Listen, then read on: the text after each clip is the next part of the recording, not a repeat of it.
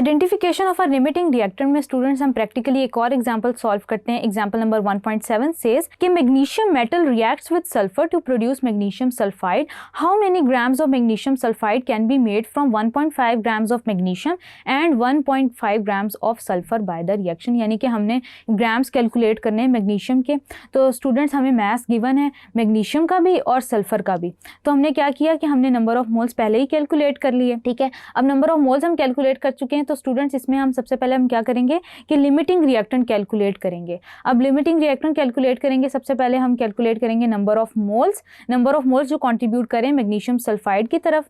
For magnesium लिखेंगे according to the balanced chemical equation 1 mole of magnesium जो है वो कंट्रीब्यूट कर रहा है towards 1 mole of magnesium sulphide. इसका मतलब ये है कि अगर मैं कह रही हूँ, अगर हमने कैलकुलेट किए हैं 0.0625 मोल्स ऑफ मैग्नीशियम, तो इट मीन्स के इतना ही अमाउंट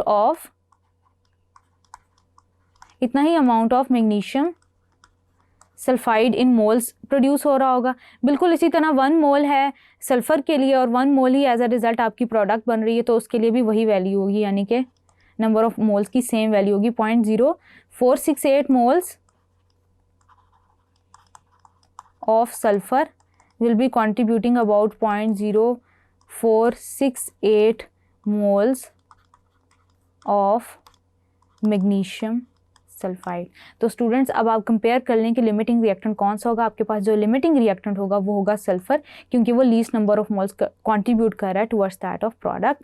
तो अब हम क्या करेंगे कि इसी नंबर ऑफ मोल्स से मैग्नीशियम सल्फाइड का हम मास कैलकुलेट करेंगे ग्राम्स के अंदर। अब मास हम कैसे कैलकुलेट करते हैं, mass is equals to number of moles जो कि आपके पास 0.0468 है इंटू जो आपके पास मॉलिक्यूलर मास या मोलर मास आ रहा है मैग्नीशियम सल्फाइड का, जो कि है 56.38 ग्राम पर मोल।